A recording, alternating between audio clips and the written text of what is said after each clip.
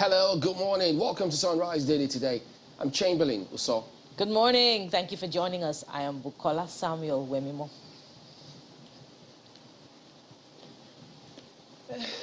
And from Abuja, good morning. I'm Maope Ogun Yusuf.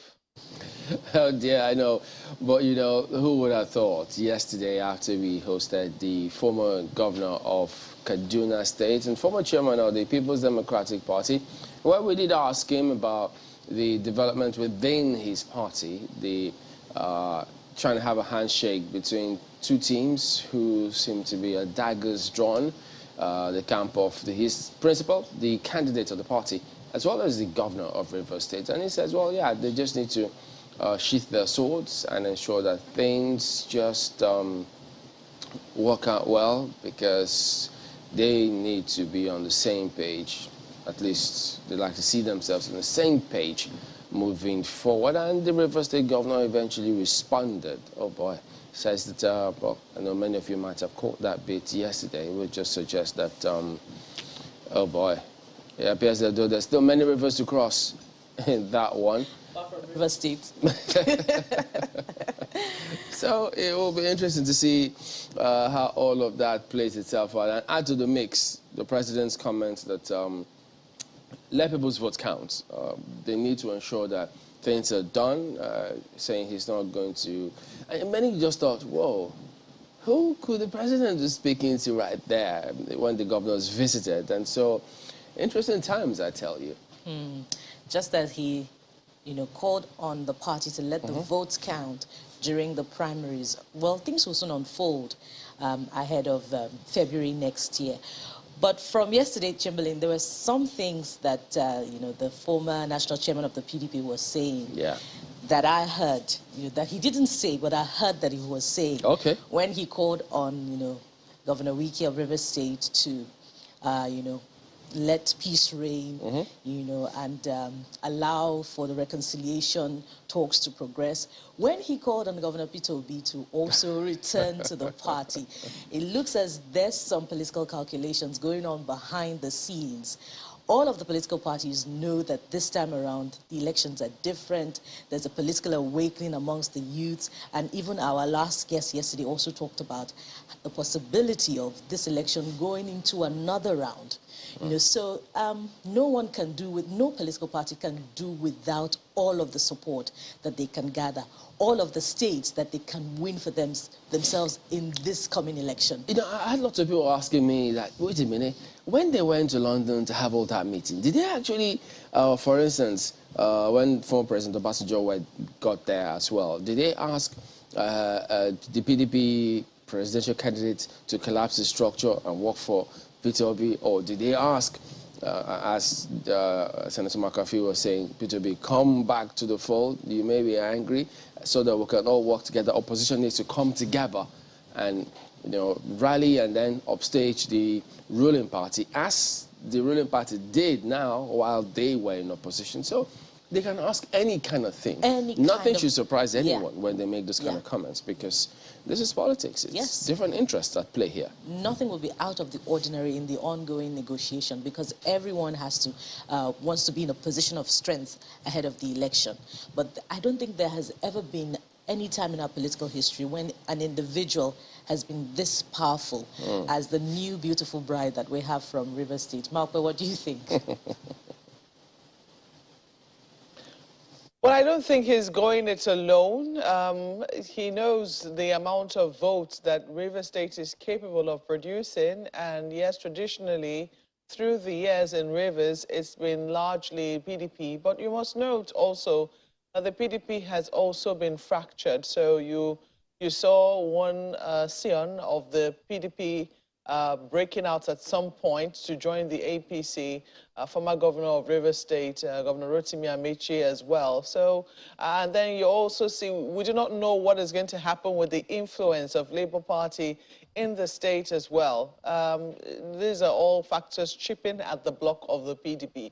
And then you also see the SDP. There's now a SDP governorship candidate coming out of the same block of, well, this is from the APC, those who left to form the APC. Senator Magnus Abbey is now with the SDP. So many political calculations, but we know the powers that sitting governors wield.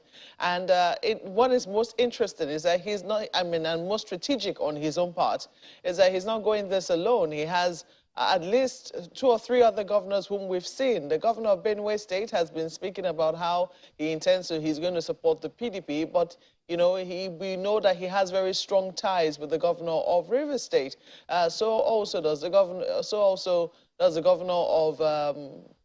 of Oyo State, and also the governor of Abia State. We've been seeing, you know, these groups of people, these 4 people working very closely together. So what it means is that if he eventually agrees, the chances that these other people too will be pacified and will throw their full support for the party, you know, is quite imminent. So I guess that's why, I mean, it's not just about what Rivers is capable of doing, but also what could happen with the other states if they're not able to successfully woo the governor of Rivers State. But his statements too yesterday were quite telling about how he intends to pull down the APC, etc., etc. You guys are right on the money. Everyone will continue to see how they can strengthen their hands ahead of the election, because as we know, in 2015 there were 2 major blocks. People kept on, you know, pulling and pushing from one party to another, as the case might be. But in this instance, we have so many moving parts, so many variables, and it's really uncertain, you know, what could happen within the 2 major blocks which we had known in 2015.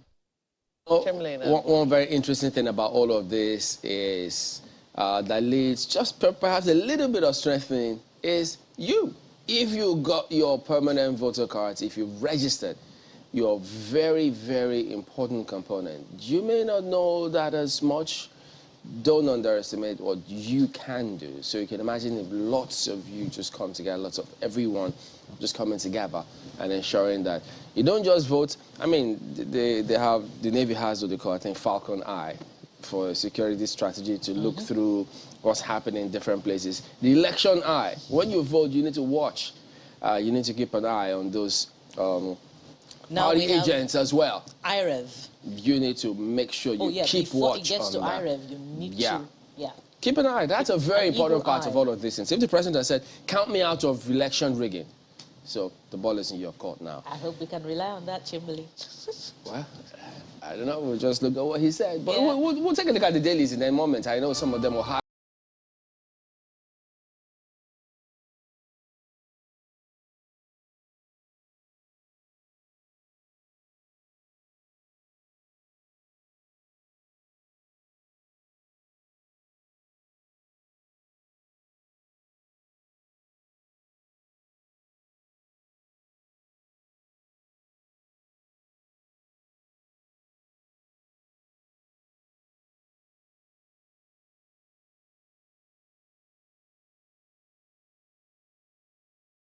C23, count me out of rigging, says Buhari, tells APC governors people's votes must count. Point blank. Decries, no, I'll go again on the second one. Oshibajo decries ASUU strike, education decay. Well, that much we highlighted yesterday, how it is very important, to say the least, on how we need to sort this out. So what should we do moving forward? How should we approach this? How should both parties approach this, given where we are? Because chances are, if this stretches beyond September 27, what are the chances that it will happen, or the students will go back to school before the elections? Do they have to wait after the elections? Oh boy. It doesn't get any better. It's so tricky moving forward on that one. So, but that is the lead story on the front page of This Nigeria Today. But look at what's beneath that lead story. Don't use religion to manipulate Nigerians, Kuka warns politicians. Buhari Atiku greets Bishop at 70, hail contributions to democracy. Well, there you go. We greet you too. I wish you all well. But that is the big lead on the front page of this Nigeria Today. And from this Nigeria, let's flip to the Daily Trust newspapers this morning, and it leads with oily issues, for want of a better expression. And this is attributed to the CEO of the new NNPC Limited. Nigeria will stop importing oil by 2023. That's according to Kyari. The riders provide a bit of more insight. Signs 20 years supply deal with Dangote. Says churches, mosques involved in pipeline vandalism. It means improved economy. That's attributed to an expert. Reps uncover 510 billion, I believe, billion dollars. I beg your pardon. $510 billion oil revenue fraud. Oil fraud doesn't stop, Chamberlain. Wow. And this comment from the NNPC CEO, the CEO of the new NNPC Limited, about churches, mosques being involved in pipeline vandalism. Well, I believe that needs to be interrogated a bit more. To what extent are they involved? Yes, indeed, it may be true that some pipelines run through communities and maybe homes of some individuals, but how religious institutions are involved is what I really do not understand. Perhaps more insight can be provided. Yeah, because when it says that if it happens in one of those places, everybody should know. But the thing about that is they usually don't do it in the day. It's usually in the cover of the dark when they carry it out. So chances are that many other people may not exactly know that this is going on. Several people will be shocked that perhaps the place of worship. And the thing is it really their place of worship, or people camouflage? Do they build those kind of places and use it to masquerade or mask these kind of activities? Who knows? Maybe we need to see if only we had interrogated more a investigation. little bit more. Perhaps, because maybe certain communities are quiet when pipeline vandalism is ongoing. So to that extent, there is some form of complicity. So communities need to take responsibility. Absolutely. And let's take a big look at some more stories. 150, that's beneath the nameplate now of the Daily Trust newspapers. To the left corner, you'll find this: 115 killed, 73,379 displaced as floods hit 22 states and the FCT. The middle one says London Palace, diplomats, others knock Wike, Tinubu, Atiku, others. Well, there's no end to that conversation just yet. And lastly, also beneath the nameplate, you'll find this one: NCAA threatens to ground airlines over 24.3 billion naira debt. That's the Daily Trust newspapers for you this morning. Well, leadership is the one I'll be looking at for you here, and they have this lead headline: federal government moves to avert agony of subsidy, ends fuel importation next year, declares war on oil thieves, commissions 8 gunboats, NNPC defends surveillance contracts to private firms, alleges involvement of churches, mosques, security agencies in crude theft. Provide evidence, go after culprits, religious leaders reply. You find all of the details on page 4 of the paper. Maybe just to show you the gunboats.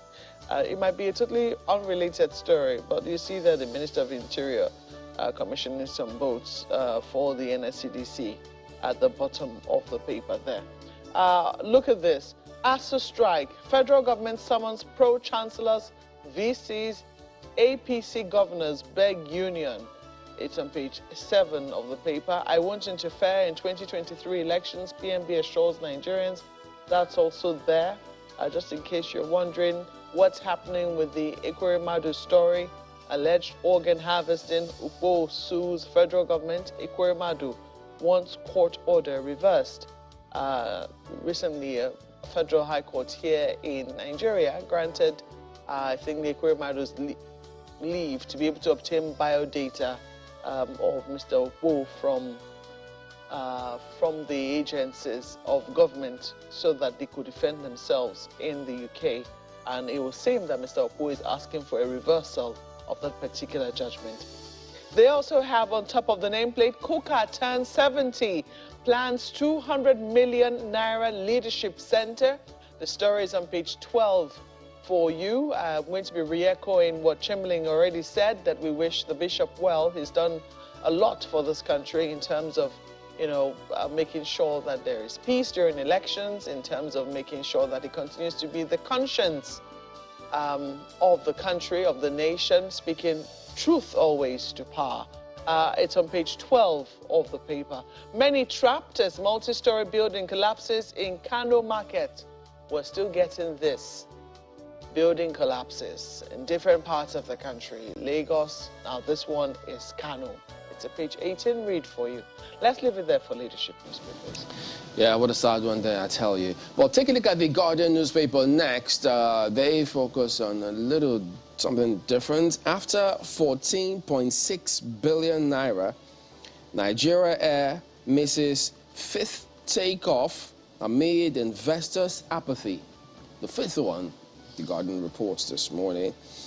Concerns as Nigeria Air gulps 14.6 billion naira in 4 years, under 5% government equity.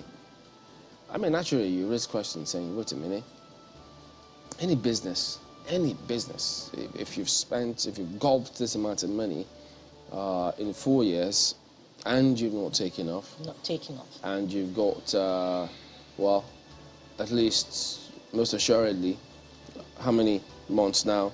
Okay, let me just read that. The next one, it says, industry awaits delivery of Sirica's aviation roadmap, 7 years on, 9 months to go.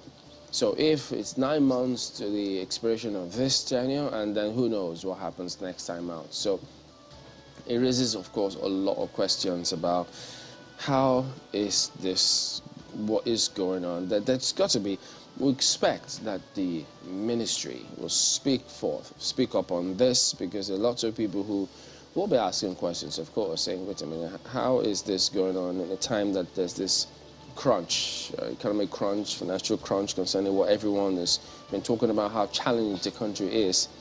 And then 14.6 billion, it's not taking off. And what are the chances of, profit, making amid this business environment, particularly in this part of the world where aviation fuel, the price of aviation fuel is skyrocketing, and airlines are collapsing, they're stopping services and all of that.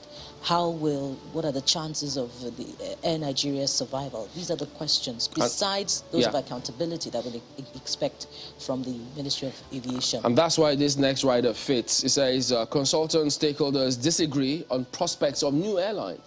So if all of these considerations are factored in, they can only ask questions. If you've got this amount of money, you've not taken enough. So, and chances are, I mean, can you get this money as you've gulped back if he doesn't take off? Because those are some of the considerations, certainly, that are out there. So that said, expecting the ministry to speak up, perhaps maybe that, presidential briefing in the State House, there has to be some explanation about this so people don't run away with the wrong impression, I reckon. And then you see beneath that lead story, they also have their version of this. In 2023, I won't interfere, condone intimidation, Buhari tells APC governors. So maybe when you go out there to vote and somebody is trying to intimidate you or anything, you remember this one. The president has said he will not interfere, so it may not be coming from him. It could be other actors who, from this, will not have the backing of the president. So stand your ground. Don't be violent. Just stand your ground. That's what it means. The two different things. Yeah, it's one thing to say I will not be involved in rigging, but it's another for the APC-led government, to walk the talk as well. But you also must stand your ground, according to Chamberlain. The Nigerian News Direct also leads with a story on aviation this morning, and he says, airlines owe NTAA fan 42 billion naira. $7.8 million. I wonder if that's the equivalent or yet another amount owed. But you'll find that story on page 2. Let's take a look at the riders as NCAA threatens to withdraw certificate of defaulting airlines. We have big problems in the aviation sector. Also, there's this... Yeah, about the certificates, you know, I don't know. I think that government agencies need to sit back and have a rethink. You know, at the time some of these laws were made, probably those measures might have been appropriate at the time. But times have since changed. The economy is challenged, and with the way we see it in other climes is you need to ensure that you don't regulate businesses out of business. If whatever happens, you threaten to withdraw the licenses, and how does that solve the problem in terms of you getting the monies back and then people not losing their jobs and the economy doing? So that's a perspective that people will ask questions of. So we're not supposed to think for them. They have to. That's why they're in those positions to think about a way to ensure that you don't make it worse for the people already who are trying to eke out a living.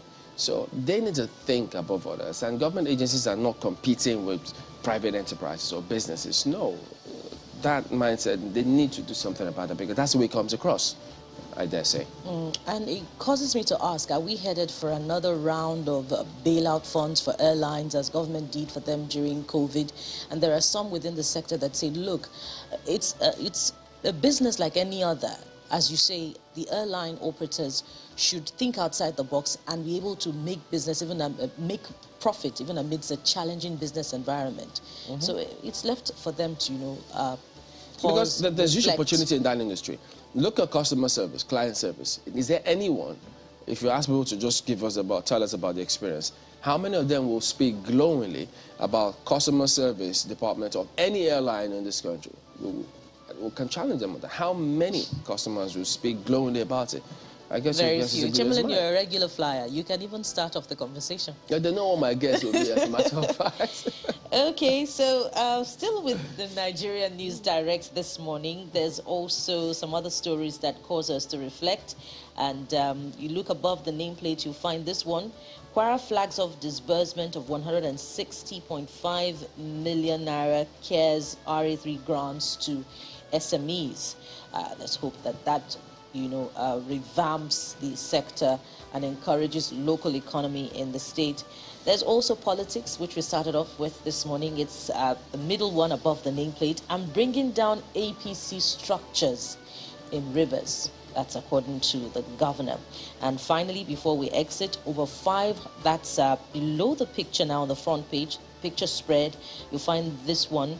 Over 500,000 Nigerians affected by floods as Buhari pledges support to victims. That's the Nigerian News Direct this morning. Vanguard has this: disquieting PDP over Wike's preferred candidate remarks. The story is on page what now? Page 5. Yeah, it's somewhere on page 5 for you. His comments put Atiku on edge. That's according to a source. Explains why party can't sanction Wike for anti-party activities. Ex-VP still open to reconciliation. Crisis will be resolved soon. That's according to Olafeso. Swallow your ambition. Return to PDP. Makarfi tells Peter Obi, Kwankwanso, stop bad-mouthing me. Wike tells Makarfi. Says alleged rapist in Rivers PDP frolicking with Atiku. Call governor's meeting now. Edo PDP tells Ayu. That story is on page 5 of the paper. Or talking about governors, you also see the picture there. The president, Buhari, receiving APC governor's story somewhere inside the paper for you. ASUU, government moves to reopen varsities, calls meeting of pro-chancellors, vice-chancellors. The story is somewhere there. And something for you from the international scene. Gorbachev dies at 91. A story is on page 10. For those who know about the Soviet era, the battle of the Cold War, you might want to see this story on page 10 of the paper. They have sports on the back page for you. I'll restore old glory of Nigerian football. That's from Akinwumi, NFF VP, declares for presidency. They have a number of other stories right there at the back. But let me come back to the front and see what Mr. and Mrs. has to say for you this morning. People say, people saw both of you. They said you gave her 10,000 naira as you were mounting the stairs to our flat, and that you later came down to meet her. That's Mrs. speaking to Mr. now. Obviously an accusation. And Mr. says, look, my philosophy is to be kind to people I meet on my way up. I may meet them on my way down. Can't fault that. Let's leave it there for Vanguard newspapers. Defeating Mr. Okay, well, not bad, not bad. Maybe I should just let it go like that. So let's end the papers on that note. I think it's quite interesting. So there you go. That is it. We'll look at some of the dailies here this morning. We will be back in a moment. Remember, be good to the people on the way up. You may meet them on the way down. We're back. Don't go away.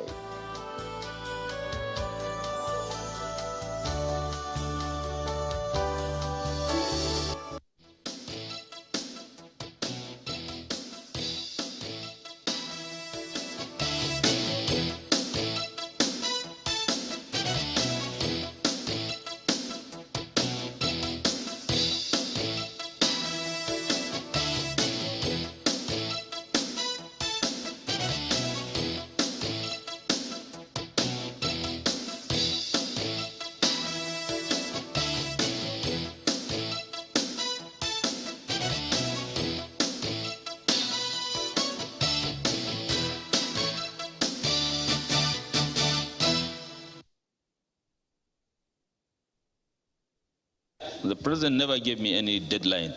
So you shouldn't start asking me why I haven't delivered in 2 weeks or 3 weeks. Or I know I promised that I could do it within the shortest possible time. And for your information, 1 week after that pledge, I had already finished my job because I had given all the unions, all the 6 of them, the offer made by government. And I want to tell you, in principle, all of them accepted it. The only exception was ASUU that gave me 2 other conditions, which I told them that this will not be acceptable to government. But I had to report back, and it was turned down. And I called the renegotiation committee 2 days ago and told them this is the stand of my informal contact with ASUU. Please, they should go and continue the renegotiation. Let ASUU tell them their official position now. They met yesterday and day before yesterday. I think ASUU are consulting their principals, consulting the people on campuses whether to call it off. We had a meeting with government was in June, or May or June, when the chief of staff, the government director, met in a tripartite plus, what they refer to as a tripartite plus meeting. I think early June.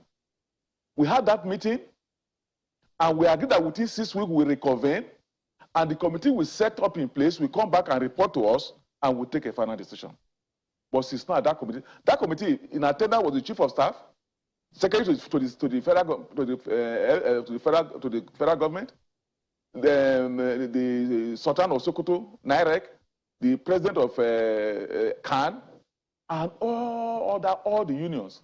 And we met and raised the issues. And they gave the Nimi Breeze Committee time, 2 weeks or so to finish the negotiation, gave UTAS, what do you call it, ANIDA, 3 weeks to finish testing. And we thought that within the next 3 weeks or 4 weeks, this issue they will return back. The chief of staff will reconvene that meeting. Then we will strike our call off. But has that not been overtaken by the Minister of Education taking over negotiations now? Will you compare a minister, if you look at a committee headed by chief of staff and minister, which one is higher? Have you met the minister since? We have not. We have not had any official meeting with him. Nothing. All we had are just unofficial meeting. That is it. Private meeting. That's not official meeting. We have not had any. As a union, we are open to invitation to anybody. We are willing. This issue can be resolved in 1 day. If the government side is sincere, and not just looking for ways either to punish the union or blackmail, as the Minister of Education said, that we want to use this, what we are doing to ASUU, to teach the labor a lesson. You can imagine that. Your university are short. You are negotiating with the union, and you say, I want to use this particular thing to teach the union a lesson. You can imagine that. So a minister is going to say, students, go and sue your lecturer because government delayed the process. You see, those are the things you should not hear in a sane system.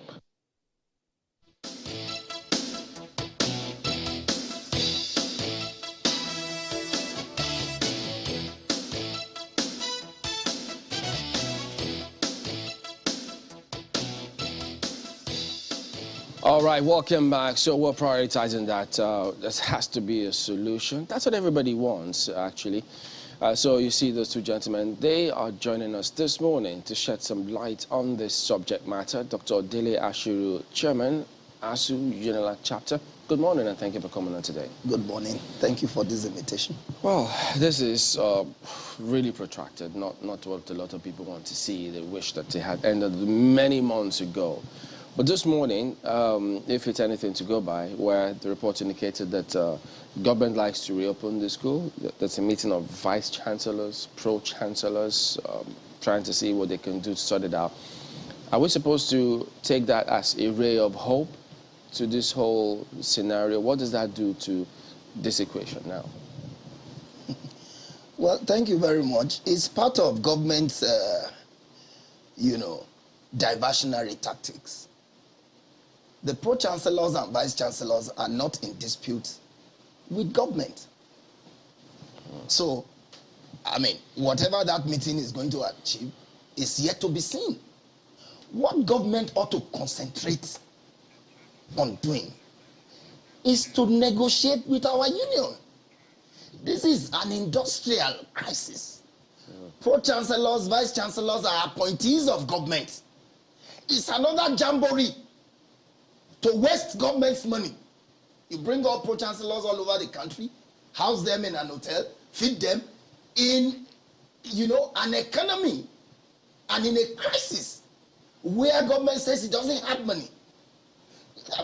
The Ministry of Education could save all those, little bits, put together, and confront the crisis in the education system. So isn't it tenable when they say there are other academic staff or other members of staff in the university environment? So if they want to go back to work, nothing should stop them. For instance, they say, no, SANU, NASU, they've called off their own version of the strike. And so government thinks on the strength of that, nothing wrong with having a meeting as part of our measures to see how we can address this. Well, any union can choose to take any decision it so chooses. SANU, NASU can call off strike. But like vice chancellors have pointed out, SANU and NASU don't go to classroom. And what is the essence of opening the universities when students can go back to class? Our union will not prevent any union from resuming work. Of course, we didn't start our strike because of consideration for other unions. We started the strike like we have always done in the interest of the Nigerian university system. And all the concessions we have gotten over the years, there's no one, not one, that is not without a struggle. And it's a sad commentary. But doesn't that speak to the disunity in the struggle, really? Because even before the other unions, called off the strike, before the intervention by this Minister of Education, NASU had said whatever negotiation ASUU is embarking on with government they will not be bound by it. But if the unions, along with ASUU, were united, it would take them a whole lot further in the struggle. Don't you agree? No, I don't. Why? Yeah, thank you. You see, in the university system, each union has its own lines of duties, lines of communication, qualification to be what in the university. And if you take the history of struggles in the universities, over the years, you find out that our union had always, been the leader. Others may not, they may want to, join and lash on what ASUU is doing. But the fact remains that the university is about students and teachers. And unions can enter into any kind of bargain with government, with anybody. What remains, sacrosanct is what government is discussing with our union. But government says that they've met about 80% of ASUU's demands. So if someone has met 80% in labor, that's almost like it's been done. Isn't it? Which government? This Minister of Education, Adam.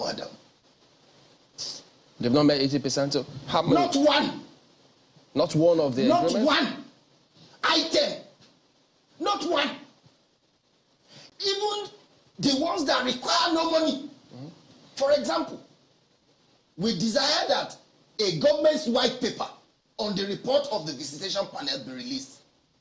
Up till as I am talking to you, more than 2 years ago, Adamu cannot release white paper. But, in fact, he should receive the award as the most lying minister in this government. No, that's not going to be. That's going to be 80% of what? That's going to be attacking his personality. No. So we're going to just stay on the issue, This if you will. is Minister of Education. I didn't mention his name. But I thought that. And you cited Minister of Education. Oh yeah, so. But I thought that at the time, ASUU had said that they had agreed on certain things, but and they had agreed on IPIS, that platform. Is there no agreement on that? You see, what we were told by the so-called tripartite plus meeting was that all the 3 platforms will be tested, and whichever is best will be acceptable to government. Now that test had been concluded. The minister himself told you that. The Minister of Digital Information and Communication and all that, Pantami, told the world that. Recall that when we started the struggle for IPPIs, everybody in Nigeria, why would an employee be dictating how he is going to be paid and all that, dictating to his employer? But today, our union is vindicated. Not only is it coming from government functionaries that IPPIS is a failure, the antics of the now discredited and what is his name now? Idris, Accountant General of the Federation, who is languishing in jail for stealing 170 billion from IPPIS.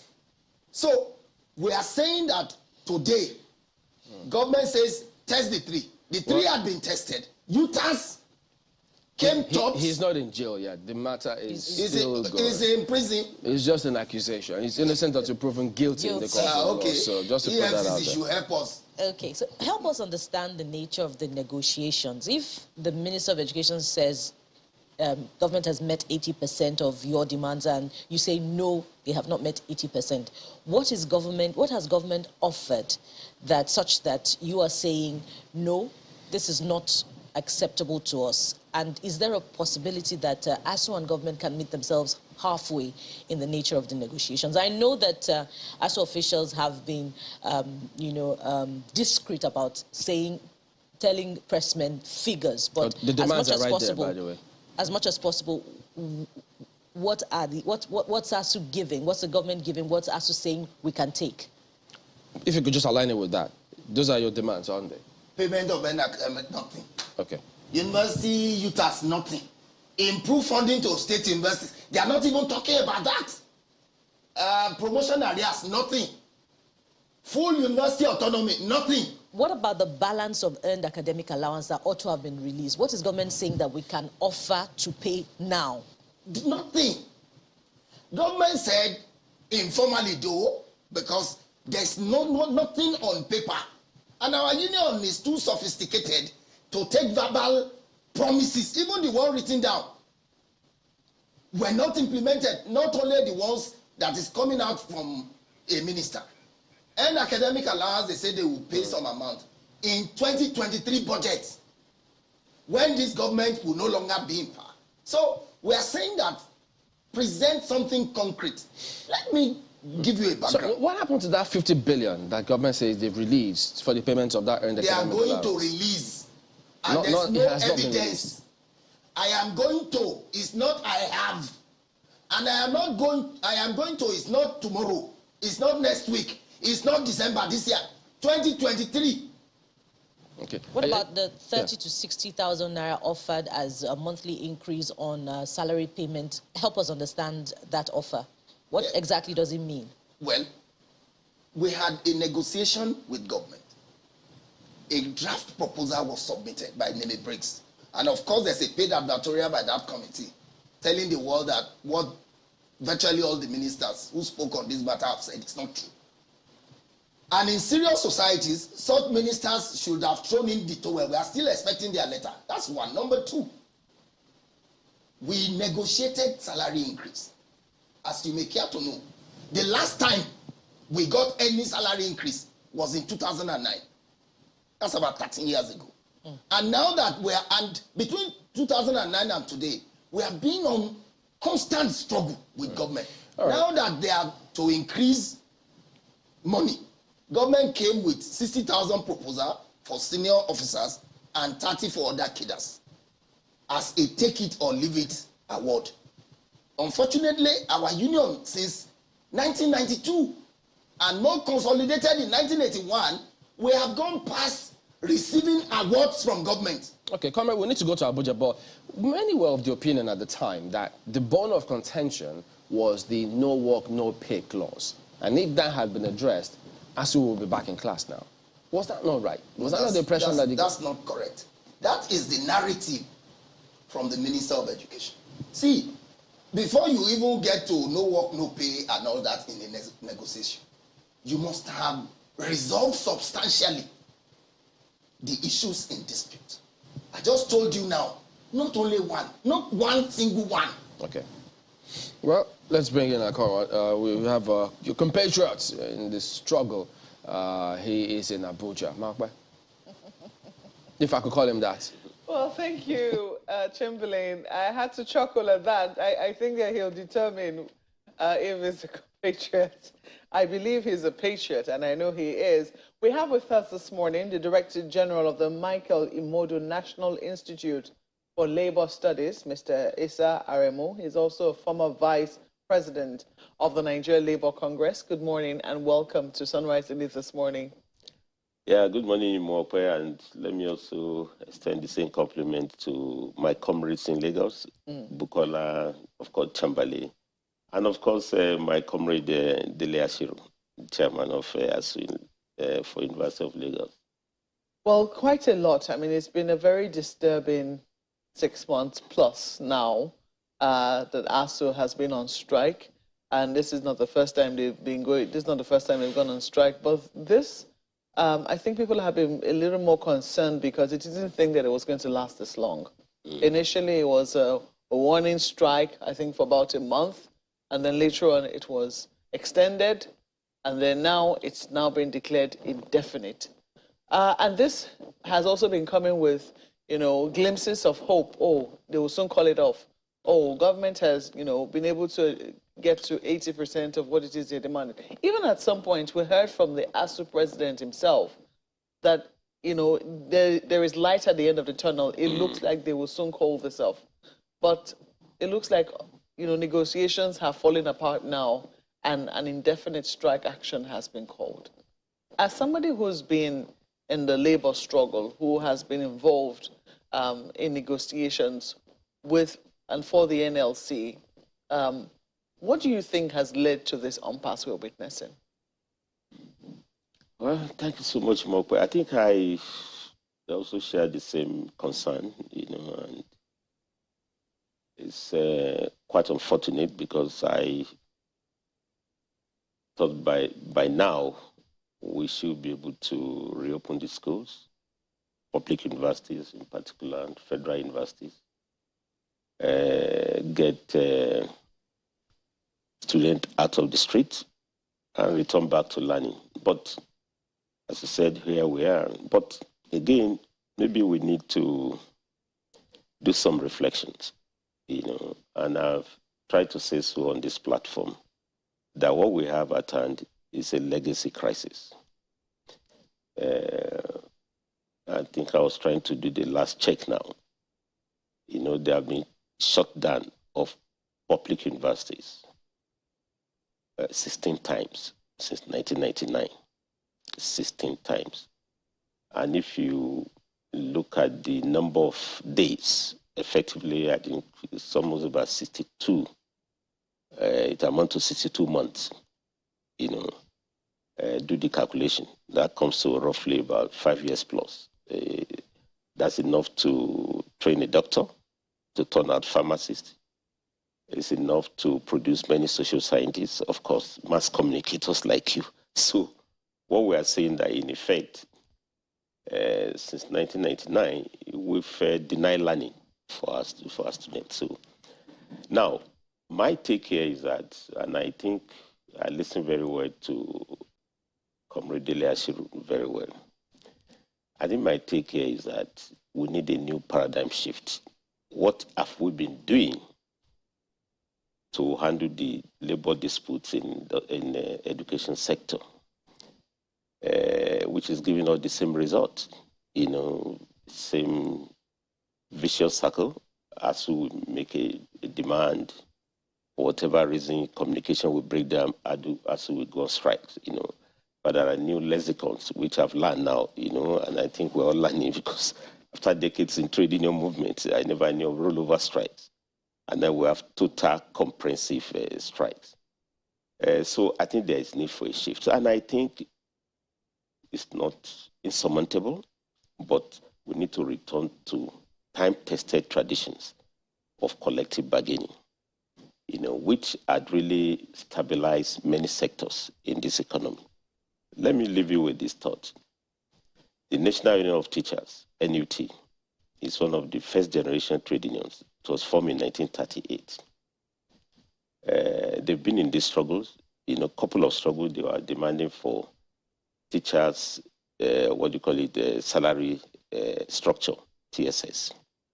They've also been in struggle to increase the tenure from 60 to 65 for retirement.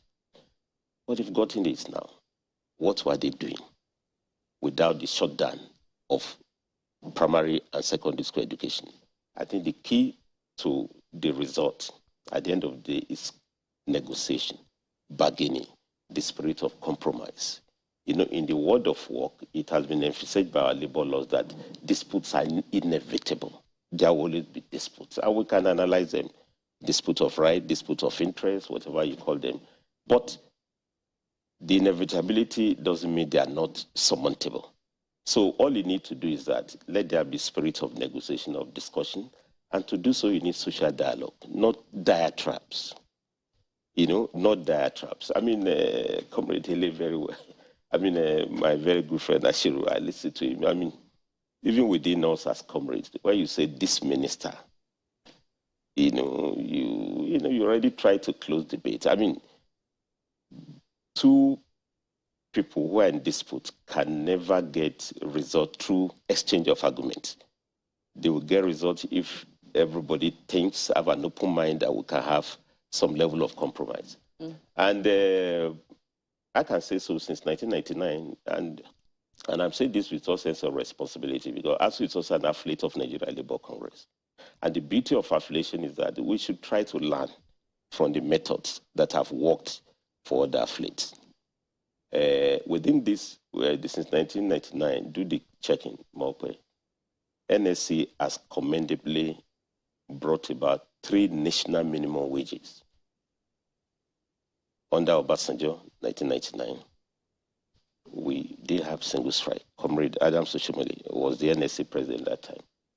Even when we had a dispute, whether the national minimum wage would be 5,500, and the Comrade Adam was a federal should pay more, 7,500, and then we also had some oil-producing state, to have special rate of 6,500. It was a bit protracted, but we never went on strike. Then under President Jonathan, we also improved on the new minimum wage. We brought it to 18,000. There was a threat of one-day national strike. But quickly, because once you do the threat, you even go on strike. Once they call for negotiation, you suspend the strike, you return for negotiation. Then under this version, we've also gotten a 30,000 minimum wage. Now, what are the unions doing there? Is the spirit of negotiation, compromise, mutual respect, ability to know that industrial disputes are not industrial warfare. And at the end of the day, you must have a way to resolve. the crisis. So I'm a bit... Industrial disputes are not industrial, industrial warfare. Now, some people will say that maybe this perspective is now coming because you are the Director General of a Labour Institute and you have had time to calm down and maybe reflect on how Labour struggles have been over the years. Okay. But while you were in the struggle, I do not think that, that was how you saw them. No, more we never saw it. Oftentimes, a lot of Nigerians perceive, Labour's action as war. Only recently, we saw what the National Union of Nigerian electricity workers, electricity employees, threatened, and they shut down effectively the national grid, so to speak, effectively stopping electricity to many Nigerian facilities, homes, and offices. These are the kinds of things that we have seen over the years.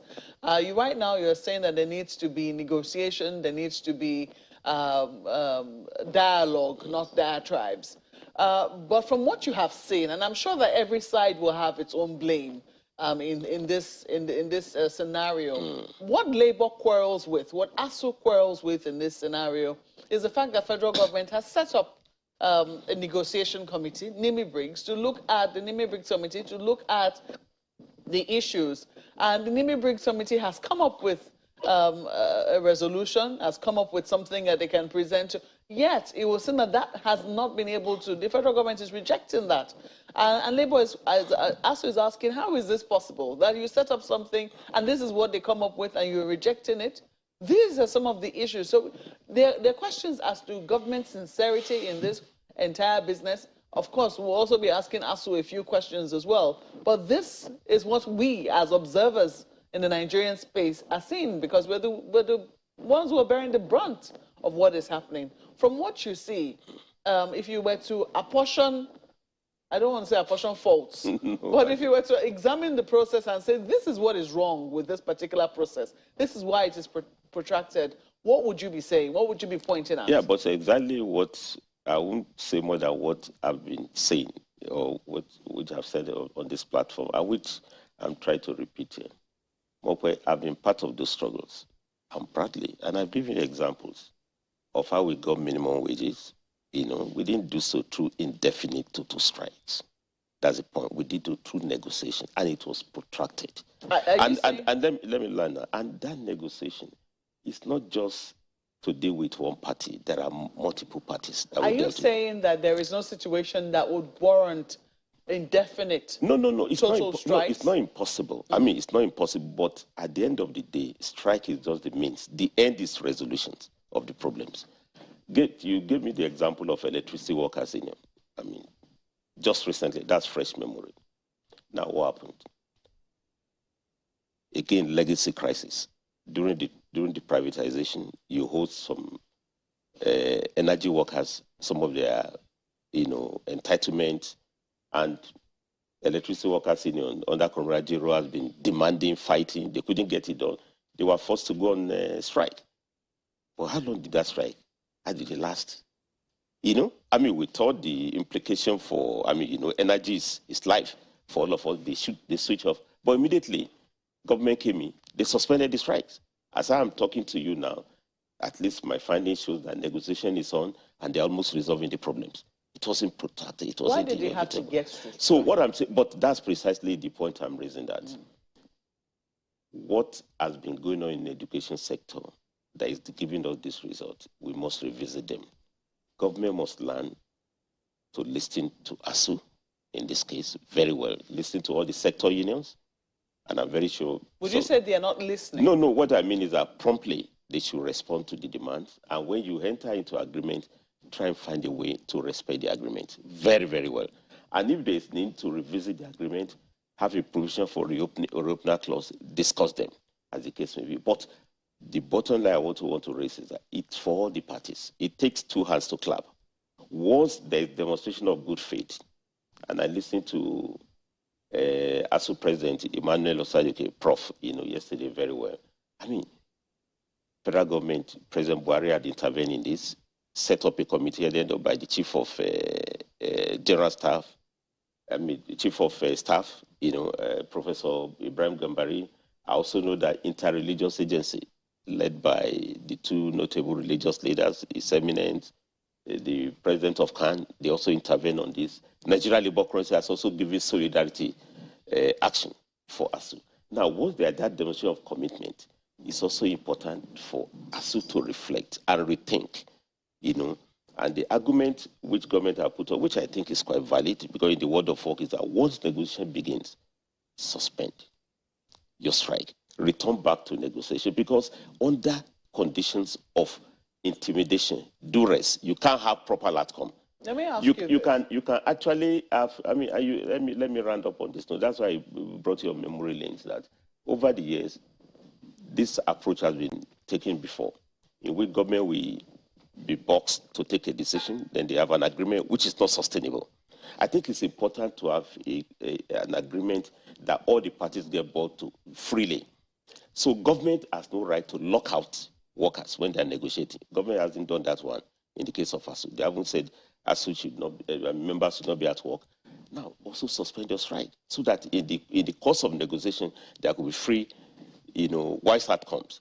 In a way that... is that what labor laws, is that what labor practices stipulate? Not only that, that's also what has been the tradition over the years. So what I'm saying, if you have sustained strike for 6 months, wait. And let me also on a last note. And I've shared this, also with some of my colleagues who are in ASUU. Strike is the last weapon and one of the best weapons that we use. Now, if we make it to become an issue, not the issue the strike is pursuing, as we are seeing now. Are you getting the point? You could see us stop pressure, and even some state universities, reportedly, they are trying to buckle over it. People tend to strike fatigue. Without discussing the issues, then that's quite dangerous for us in terms of the way you can abuse strike weapon over the years. So all what I'm saying is that just like government should not use the power, to intimidate, to harass workers, so also we should not overuse the power, that we have in a way that people see labor as part of the problem rather than solutions. So all what I'm trying to say here is that I think so far, and I listen to ASUU very well, it depends on who's counting the gains. But I also know, and I think government possibly will speak for themselves better, some progress has been made in this negotiation. Some amount has been made available in terms of the allowances. It says it's just word of mouth. It's not been agreed. It said they will implement it. Government said they will implement it. But government also put it, so wait, we will do this, give a concession. Let's suspend while we carry out the need for proper implementation. All what I want to say is that we should look at the bigger pictures of the state of education sector. And let me leave you with this thought. No, just before you leave, we're still going to come to you for your rounding of comments. Yes. But gentlemen, lady and gentleman, let me flip this back to you. Oh, yes, indeed, Comrade, if we could just get your response to that, because if he says, let's further demonstrate good faith. If the negotiation is on, suspend the strike, let Nigerians and students see that, ASUU has a human face to this strike. So while you suspend the strike, you go to negotiation. If all else fails, then everyone can indeed see yet again that, look, this is not good, right? What's wrong with that strategy? Well, thank you very much. It's very interesting listening to Onkwaremu saying all of this kind of thing. Once you are in government... is it government? The Director General of a government parastatal, government institute. So... But federal universities are government's federal universities too. Yeah, but I'm not the DG. You're a federal worker? I'm not the Vice Chancellor. But you're still a federal worker. It's interesting to listen to our senior comrade who taught us all of these things that is debunking here today. But it's understandable, it's understandable. But let me quickly respond to a few points he made. There's negotiation, you return to work. Has there been any negotiation between the union and government? Government set up the Wale Babalakin Committee, 2017. Somehow, Babalakin left. Government itself set up the Muzali Jubril Renegotiating Committee that concluded its job in May 2021. Between May 2021 till February 14, 2022, when we declared a rollover strike, 4 weeks. Oh, thinking that all what government needs is to look at the papers, Muzali Jubril committee papers, and give a proposal to our union. We are not even saying that government should accept hook, line, and sinker. What is in that proposal? Look at it and say, look, we can do A, we can do B, we can do X, Y, Z. Government threw that committee's report overboard without recourse to anybody. More than 1 year after, our union, declared a rollover strike for 4 weeks. Rather than respond to the Muzali Jubril committee, government threw that report away and set up a Nimi Briggs committee. We were in negotiation with the Nimi Briggs committee. In fact, let me tell Comrade Aremu, so that he can tell his friends in government, that we only accepted the proposals by the Nimi Briggs committee in compromise. So there has been negotiations with governments then. Has there been any time that ASUU suspended the strike? 1 minute, please. Now, we asked the Nimi Briggs committee to put it in writing that, look, this is an offer, having consulted all relevant agencies, which they did. We have that letter. And then, government all of a sudden threw that report overboard. So, government has been negotiating in bad faith. And when you negotiate in bad faith, in line with labor laws, and Comrade Aremu is there, one cardinal principle in collective bargaining is that both parties must negotiate in good faith. Government have not demonstrated enough good faith to enable our union reciprocate.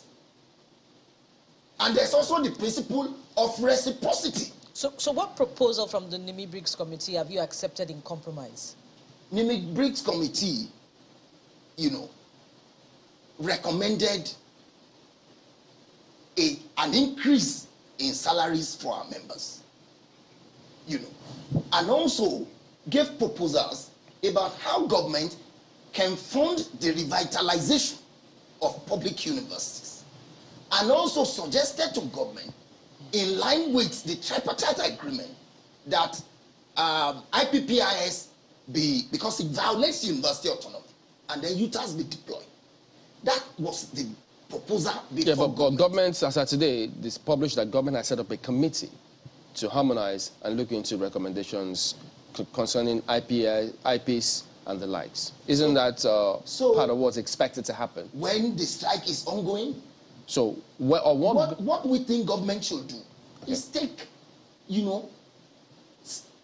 immediate steps, to resolve this crisis.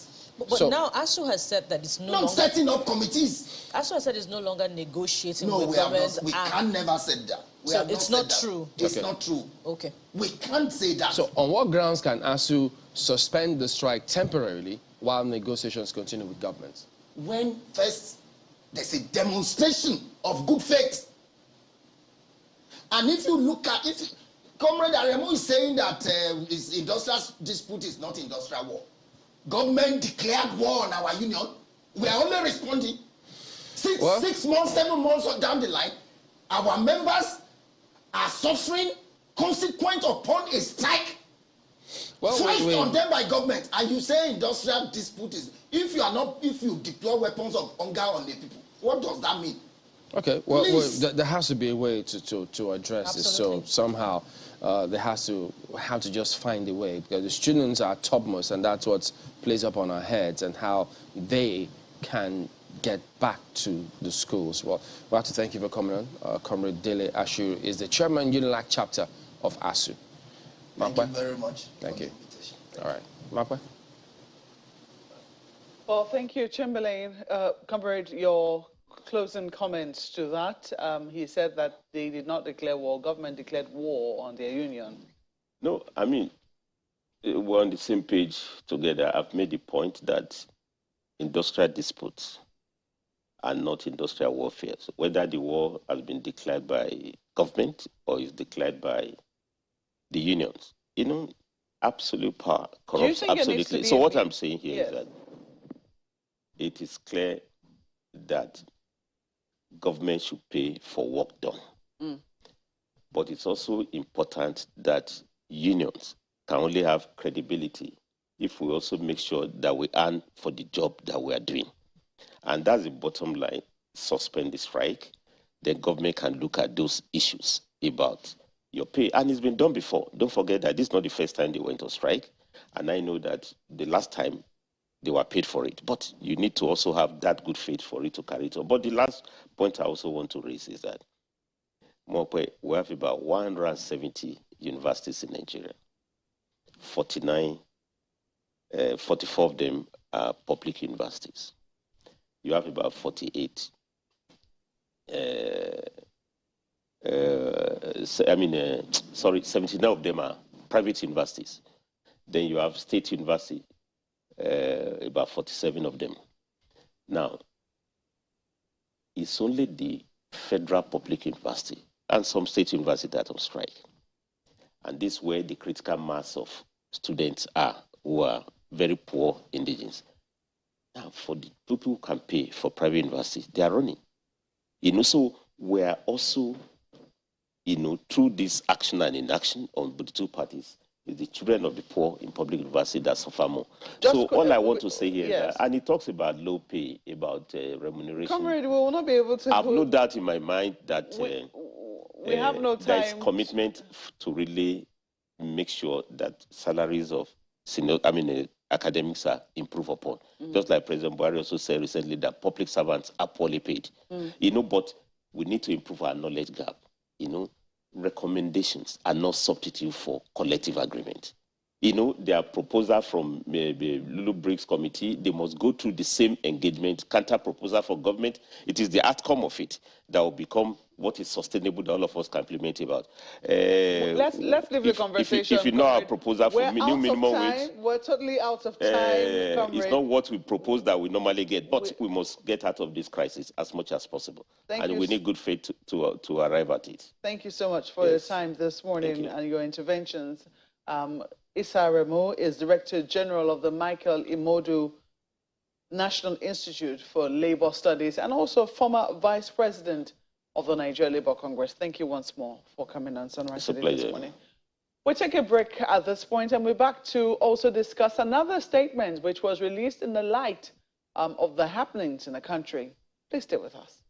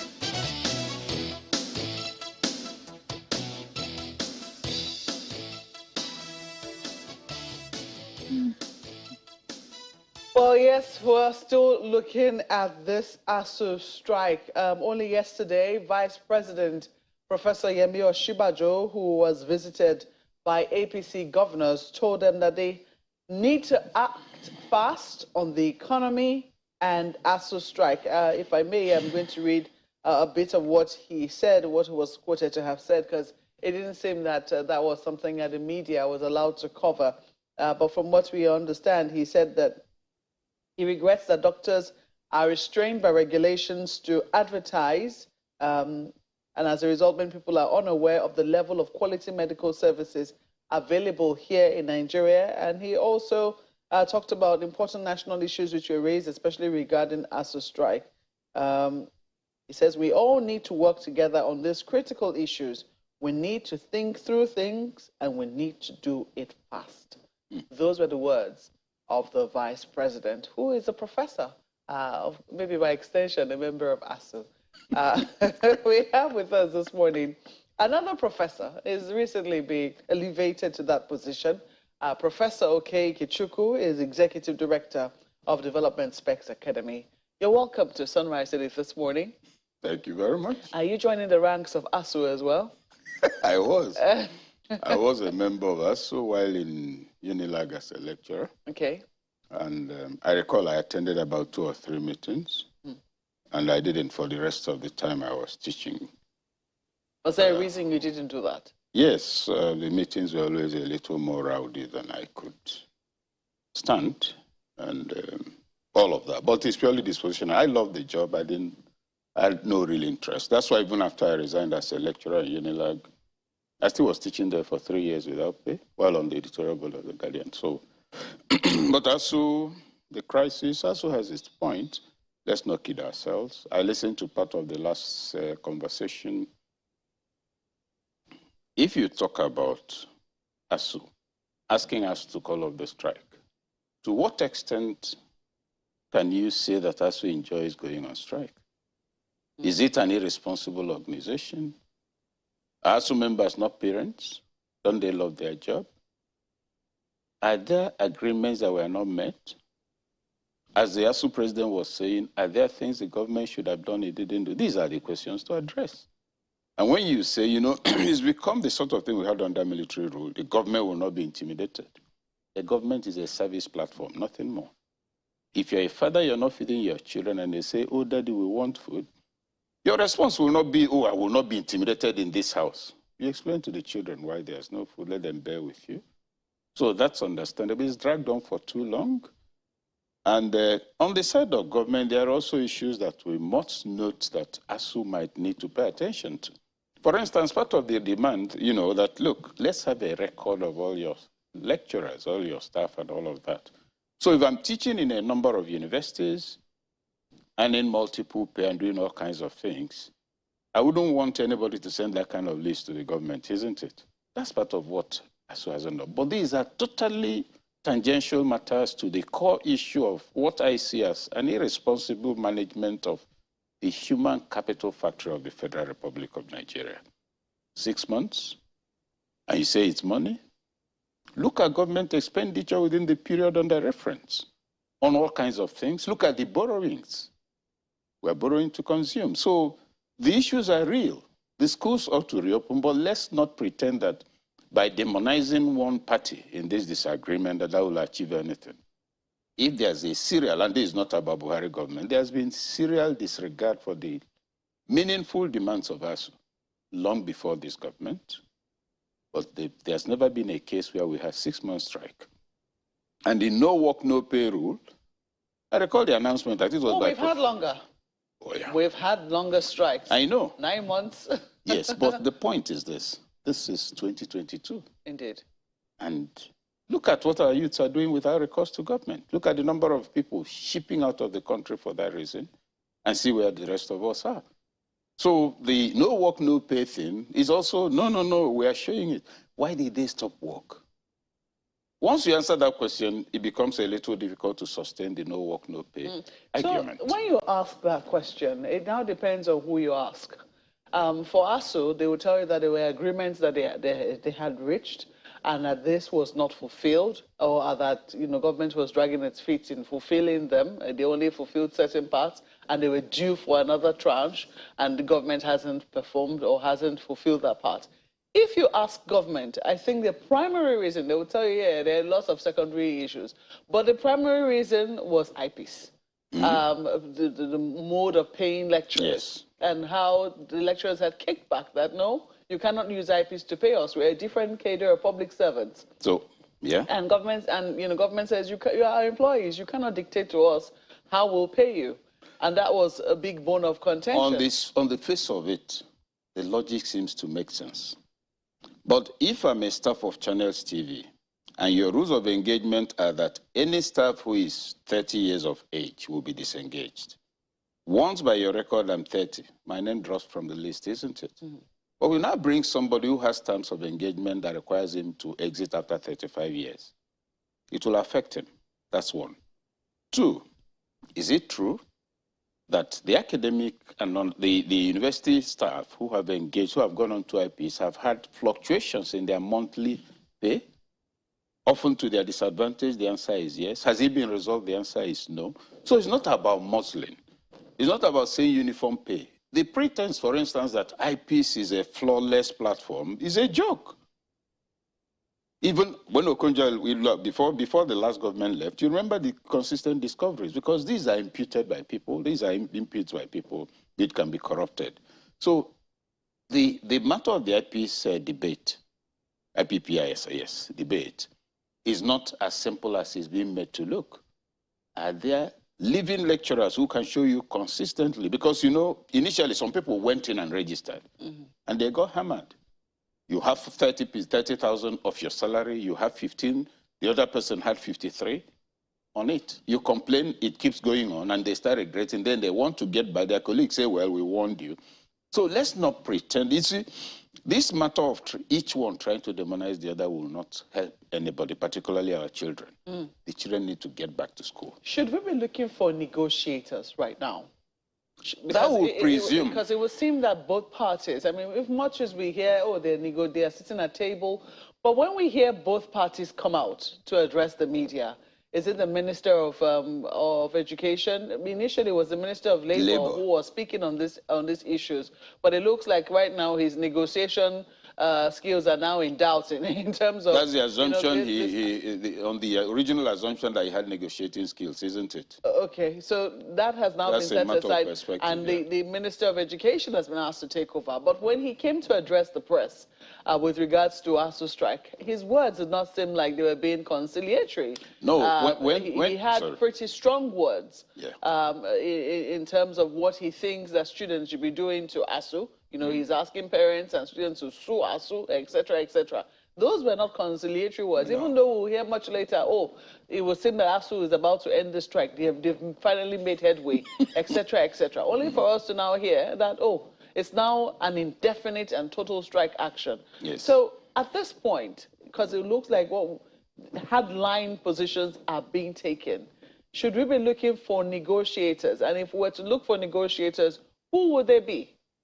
Well, first, the minister was the same minister who walked out on students, isn't it? Indeed. It's the same minister who told us before this last hardline position that there were these concessions they were going to make, and he was taking over from Ngige. And he came on with a hardline position. So perhaps egos are coming into the matter. Then negotiators. I'm a fellow of the Institute of Chartered Mediators and Conciliators. It's the top negotiating platform in this country. But to look for negotiators for ASUU and for the federal government is to presume lack of capacity in two very capacitated platforms, the federal government and ASUU, that produces the highest level of human capital at the level of intellectual development. They don't need negotiators. We need to address the egos of the people, parties concerned, particularly in government. Without prejudice to whatever information, to those who have information I may not have, I am not convinced that the Labour Minister, Dr. Chris Ngige, and the Education Minister have presented themselves with the right disposition and temperament for conflict resolution. I may be mistaken, but that's the impression I have, and that's the impression out there. You people are not being of good behavior. Are you talking to nursery school children? Those are so they are not going to look for any negotiators. It's a complete collapse of primary sense of responsibility towards the Nigerian citizen, and they have to get to the bottom of it. What will the negotiator do? Put gun to their head to agree? It's not going to happen. And if you look at, you spoke of hardline position, apart from the statements of the minister, what was his demeanor? There was anger.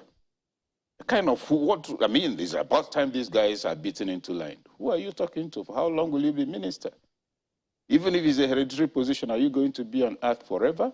6 months, people's children, 21st century. no capacity. On top of it, there are no jobs, their parents are not earning enough, there's insecurity, and you think it is good to have young people with a lot of energy out of school? What is it you can meet to get these guys back into the classroom, even from the angle of getting the youths off the streets? Then you begin to engage from there. The words of the Vice President, do they give you hope? Yes. First of all, I'd like to congratulate us, all of us Nigerians, that the Vice President had given us reason to be proud of our medical personnel. He stayed here, he was treated, it was a complicated situation from what we had, and he's in good health. So I'd like to congratulate him on that. Now, what he said, my question would be, sir, who are you addressing? You say we need to move to act on these things. Now, that's the Vice President of the Federal Republic. So who is he addressing? APC governors. APC governors? Is he not above APC governors? So the statement is, in my view, and I think it's a little, I wouldn't want to use the word unfortunate, but I don't know whether it's appropriate. The sense of urgency is what he's supposed to exhibit in the actions of government. I can understand some of the challenges, but the truth of the matter is that this is a sitting government telling us about urgency on the matters which is on its table to address. So there, I see very little to celebrate. I see a bit of whimpering, actually, a suggestion of helplessness, an indication that even probably the right sense of duty and focus was disaligned while that statement was being made. You're talking to APC governors. We need to act urgently on ASUU, on the economy, and on security. Every statement has a target audience. That statement should come from Nigerians and has been coming from Nigerians to the government of which is a part. So I don't know the value, with all due respect to the gentleman.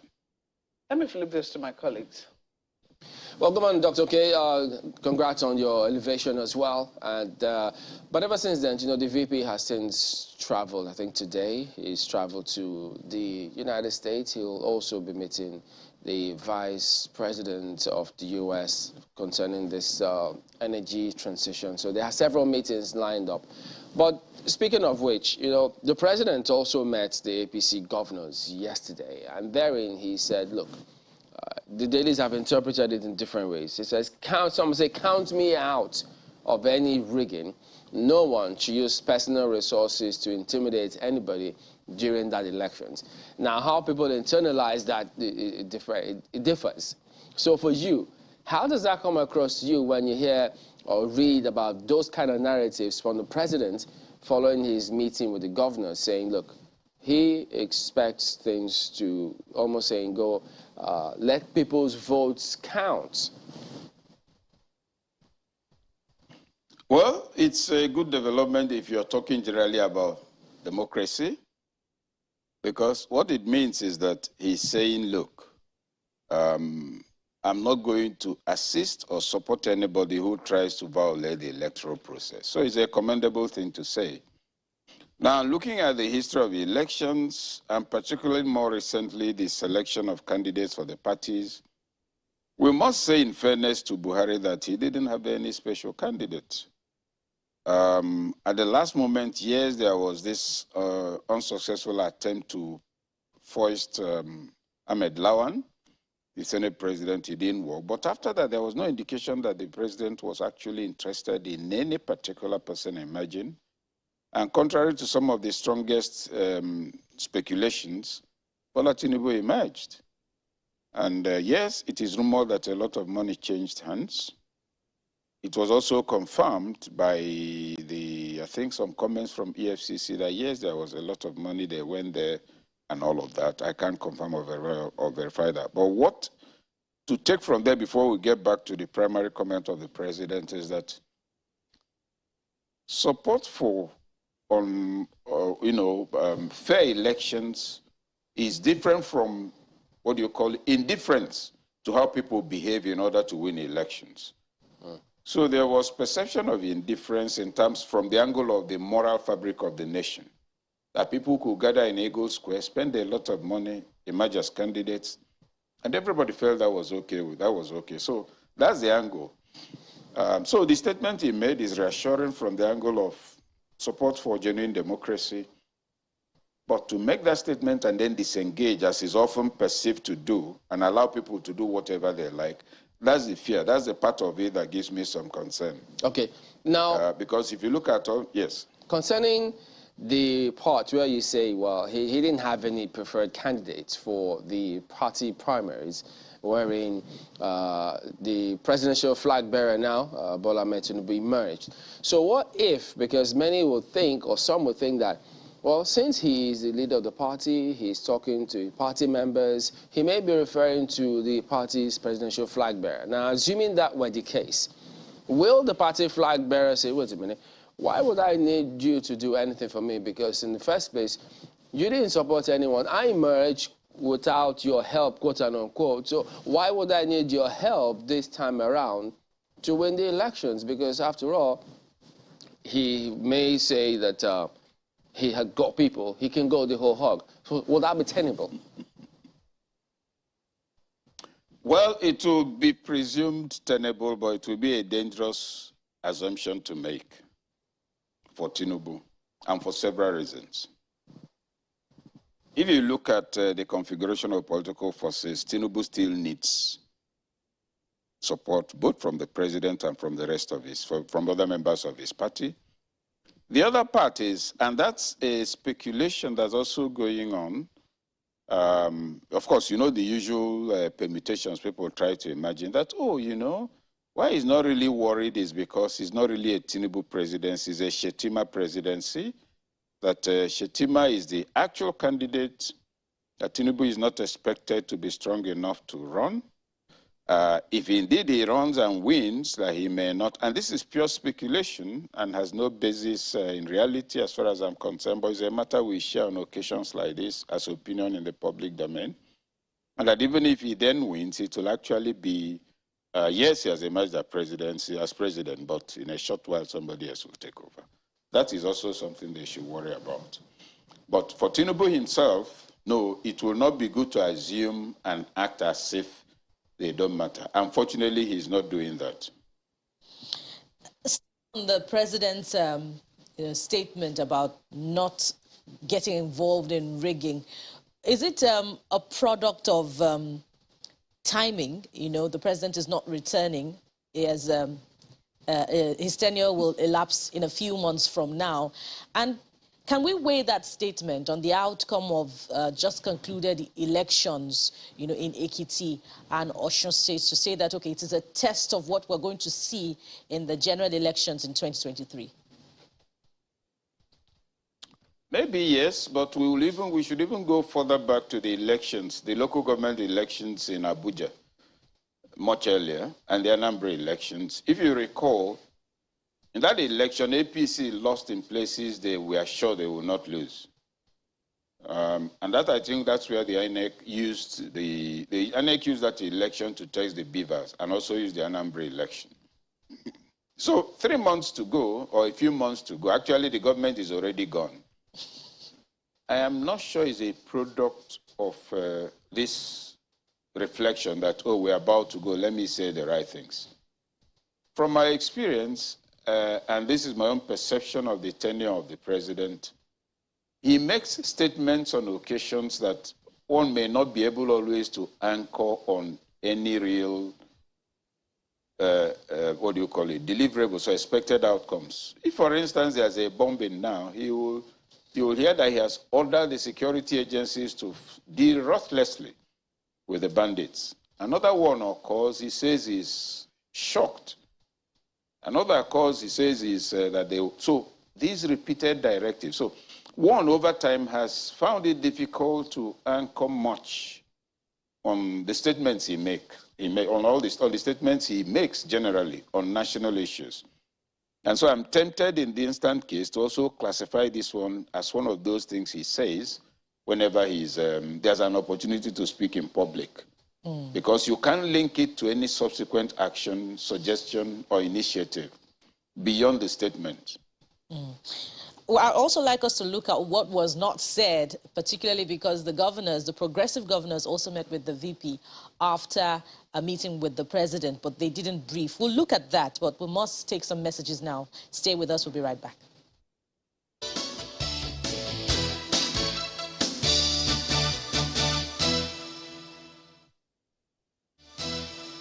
Yes, indeed. Welcome back to Sunrise Daily on Channels Television. We also have Professor Oke Ikechukwu with us. He's with us in our Abuja studio. Prof, the governors, progressive governors, also met with the vice president, and the outcome of that meeting was that, look, let's do something urgently about the economy and the ASUU strike. Does it look to you, even though the governors didn't brief after meeting with the president, that this administration still has the plot where the economy is concerned, even though we have just a few months to the end of the administration? No, the administration doesn't have the time. It does not, in my view, also have the conceptual framework. And the governors, you say they are progressive. I don't know in what direction they are progressing. Maybe they are. I don't know what progressive ideas they put on the table, either at the federal or state levels. Because you see, national discourse should not rest on the comments people holding positions come to present in the press. Each of the progressive governors, please let's go and assess their states on the basis of how the economy was before they came in and how it is today, security, youth development, internally generated revenue, performance in terms of budget implementation, the condition of roads, the level of control over local government administration. Those are some of the things to put on the table. These are governors who are substantive heads of sections of the Federal Republic. So it's not about the vice presidency. I thought I should put that on the table so that this title of progressive, that means the other governors are not progressive. And if they are not, tell us what you're doing that's so wonderful that we must call you progressive. You know, so going there to talk about, so back to the original point I made, what are they going to do about the economy? We're importing fuel. Fuel is draining foreign exchange. Right now, we've had complaints of non-remittance from NNPC. The CBN has been complaining about that. So with non-remittance, limited availability of dollars, the value of the naira will continue to crash. Insecurity is also impacting negatively on productivity. And we're expecting the central bank to perform some magic, monetary policy that will change the value of the naira. No, it is the incompetence, comprehensive incompetence at all levels of leadership that's kept the naira where it is, pushing it further down. It was not the CBN that gave dollars to delegates. So you're draining, the supply is less, there's oil theft, and your progressive governors, what solutions? As a matter of fact, I would have been excited to hear that they went to the vice president with solutions. The other time, the governors wrote to the president, giving him a list of 32 issues that needed to be addressed. Mm-hmm. Whereas, what they ought to have done, in my view, would have been to, okay, this issue number one, this is the details of what should be done. And some of them will say, this is how we dealt with some aspect of it in our states. So you see, speech making is being mistaken for responsible leadership. Everybody dressed up, went to see the vice president, told him what needed to happen. The president himself addressed the press. All of them are the people Nigerians are looking up to. What are they delivering? That's what to worry about. So progressive, best of luck to them. But you know, progress can go in two directions. There's development and there's decay. If you're climbing a hill, you're progressing to a higher height. If you're tumbling down the hill, you are rolling down to the depths, to the valley. And it would seem to me that we are not climbing any hill, we are tumbling down. The cost, the expense of what they do, they've been doing, the cost of a public administration, etc. So to that extent, my take is that no. Whereas it is good to talk about it, whereas it will be wonderful to see a transformation, the timing, the circumstance, and the orientation of our leaders do not seem to be heading in that direction. Well, Prof, you know, this conversation is going to go on. We're hoping that it will not go on forever on ASUU and ASUU strike. We're hoping that there will be a quick resolution to the issues, you know, facing us and also facing our tertiary education system, particularly public tertiary education system. We have to thank you for sharing your insights and thoughts with us this morning and congratulate you once again on your elevation. We've been speaking with Professor Oke Ikechukwu, who is Executive Director of Development Specs Academy. Thank you once again for coming on. We have one more issue, and this is about missing persons and a report that was released recently. The celebrity teasing who's coming now. You will be seeing the person in just a little bit. Please stay with us.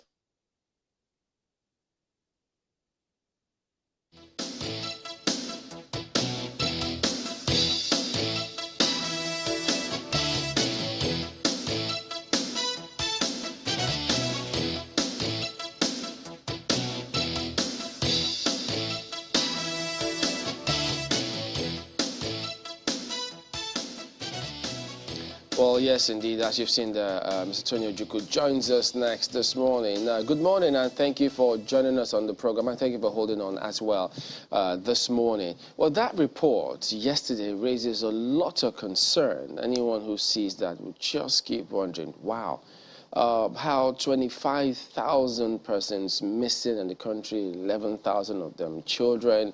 It will concern anybody. But give us a background to this report. I mean, there are just several questions as to over what period, how, what is being done about this. So just give us a background concerning this report, how the team went about this result, because you also understand that this by no means is exhaustive, which is all the more scary. Yeah, thank you very much for the opportunity to come to expatiate on this report. You know, Nigeria is a party to the International Convention, the Geneva Conventions of 1949, and also the Convention for the Protection of All Persons that are disappeared. And part of the obligations under those conventions is that missing persons ought to be accounted for by the government, and that where people are dead in conflict situations like ours, they ought to be searched for, their remains collected and buried, and so on and so forth. So the National Human Rights Commission, in collaboration with the International Committee of the Red Cross and other stakeholders, started looking at the growing challenge of missing persons since around 2015, 2016. You remember the Boko Haram conflict and the insurgency got exacerbated in Nigeria around that particular time. And we are getting reports of so many people missing. And of course, you've seen that over the period of time, you will have the Dapchi school girls,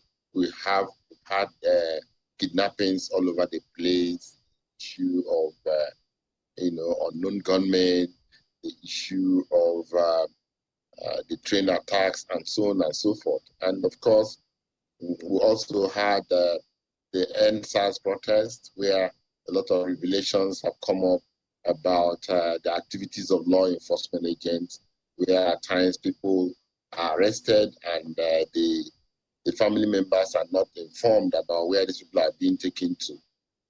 So this has been happening for a very long time. So it became a lot of concern for stakeholders. And we thought it wise that it is good to start documenting. And ICRC has been giving a lot of support in respect of this and taking the lead.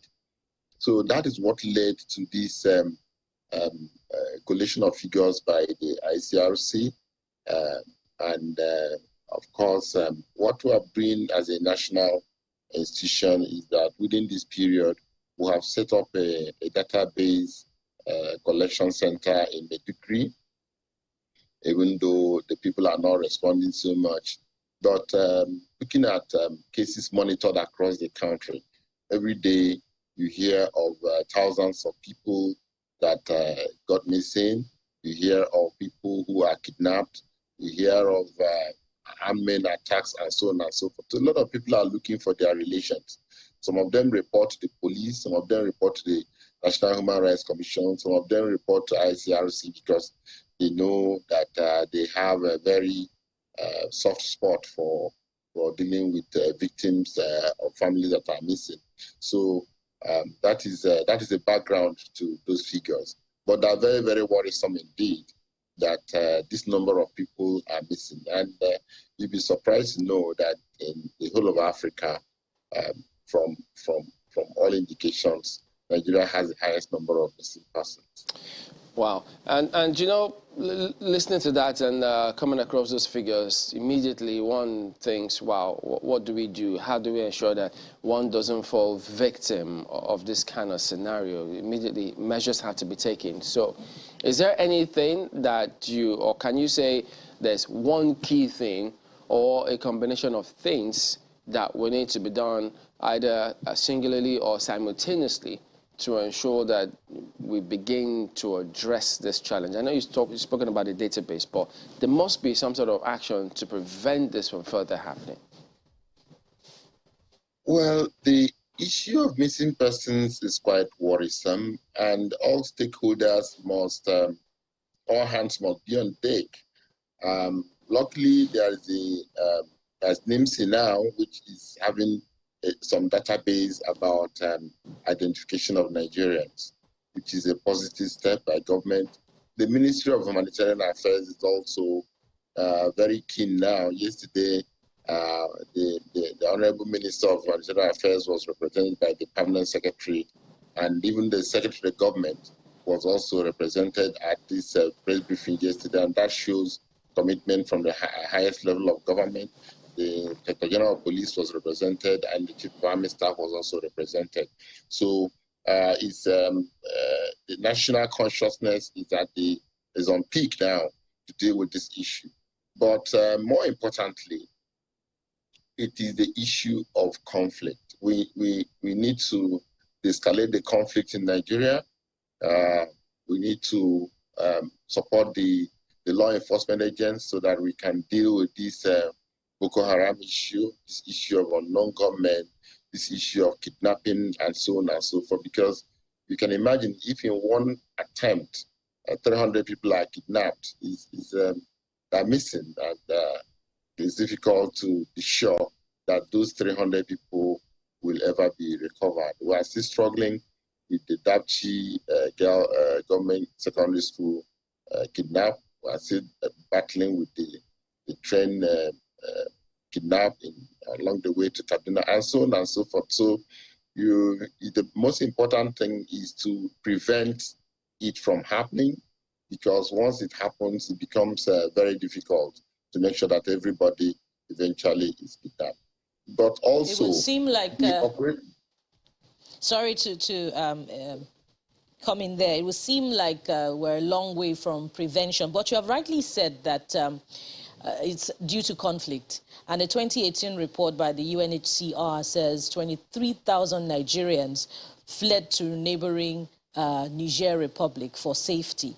And according to that same report, 60,000, the number grew to 60,000 in 2019. Now, is it any surprise then that the ICRC has released this report to say that 25,000 Nigerians are missing? And then any effort over the last few years to return Nigerians from neighboring Niger Republic to the country has been done by the international community. Is government failing in its responsibility in this regard, especially when you consider that there's an absence of a social security system to account for these persons? Yeah, you recall that recently the federal government released the sum of about 50 billion to the government of Borno State to help relocate Nigerians that had fled to neighboring countries. When the president visited Borno State about 2 or 3 weeks ago, the announcement was made that the federal government had released about 50 billion to enable Nigerians that had fled to neighboring states like Cameroon, Chad, and Niger to be relocated back to the country. These are some of the efforts government is making. But on our own part, we think also that there are other missing persons that arise as a result of the operation of law enforcement agents. You know, the Nigerian police, the military, the DSS. What we are doing on our own part is to continue training them to mainstream human rights into their operations. Right now, the Human Rights Commission has been conducting trainings for the military at the front lines in Maiduguri, in Adamawa, and in Yobe. We trained the police in Lagos last week, and this week we are in Kano training the police. And we keep on conscientizing them, training them to mainstream human rights into the operations. Because at times, the way law enforcement agents operate, they don't contact their families, for instance, when they arrest people. At times, they just come to the beer parlor and raid the place and take people away. And somehow, some people get missing also to the operation of a law enforcement agent. But conflict is a major one. You mentioned NIMSI earlier. Would NIMSI be sufficient as a database to account for citizens in different parts of the country? I'm talking about development now. Would state governments also need to consider some form of social security in the future? Of course, the issue of social security is very key, because the poverty level in the country is quite unprecedented. It's not acceptable. It's not acceptable in any climate. And that all boils down to good governance. It all boils down to good governance. I can appreciate the trader money efforts by the federal government and so on and so forth. But the state governments go on as if this thing does not concern them. You know, we must carry on the state government. The state governance must put in concrete things. For instance, ordinary payment of pension for people at the state level. You hear horrible stories of pensioners not even being paid for 3, 4, 5 years. It's very, very embarrassing that in 2022 you see here that in some states it is not possible to pay pensioners their money. Now, the issue of empowerment, I can see a lot of states also looking at empowerment, issues that help to alleviate, poverty at that level. This is very encouraging, and this should be, I think, replicated all the states. And the federal government should try and, carry along the state governments in the poverty alleviation programs, so that we have some social security, some social cushion, even for persons that are older persons, health insurance schemes. Health insurance schemes are very, very important at the state level. Yes, at the federal level, it's quite entrenched, but the state governments are still wobbling in terms of provision of health facilities. The schools, you can't imagine that the commission has been battling with some state governments to be able to pay the WAEC fees of some of their staff, some of their students.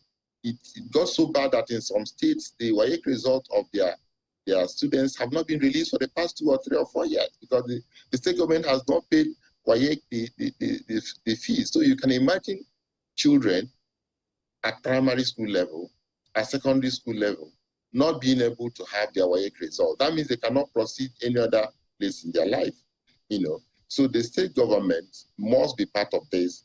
It cannot be for the federal government alone. And at the end of the day, we will be able to prevent having high number of unskilled children, high number of illiterate children. It is easier to govern when most people are literate, when most people have means of livelihood, when most people are empowered. And I think if you trace the insecurity all over the country, you can link it directly to this high level of impoverishment of the people, high level of illiteracy in the country, high level of unempowerment of the people. And I think we have to do something about this if we have to emerge from these conflicts and the human rights violations, and of course, the high number of missing persons all over the country. Well, couldn't agree more, and we do thank you very much indeed for that and the work that is being done, and we wish you all the best. Mr. Tony Ojukwu, Executive Secretary, National Human Rights Commission. Thank you. All right, then, so we've got some messages coming through from you out there. Victor, your message is the very first one we've got here today, and Victor is talking about ASUU. He says, what I understand about this ASUU FG brouhaha comes down to one thing. insincerity. If the government is sincere, they'll force the hands of ASUU to act sincerely as well. The grass can't continue to suffer as the elephants fight. Well, they've been suffering, and this suffering has gone on for more than 6 months now. Well, Suleiman is also talking about the ASUU strike, and he says the meetings between the FG, that's federal government, and ASUU should no longer be in private. Nigerians don't know which is which anymore and are tired of the blame games. The students are always at the receiving end of the ego and consistent breakdown in negotiations between the two giants. I agree with that. Publish. Go ahead, Markwe. Indeed, maybe they should be holding the meetings in open so that we can be privy to it. Professor Inakena says, if government is seen as deliberately weaponizing poverty, it will be difficult to protect the downtrodden who can hardly feed their families to turn down money for election. If we don't fix ASUU strike while we can, idle students will be used to perpetuate insecurity.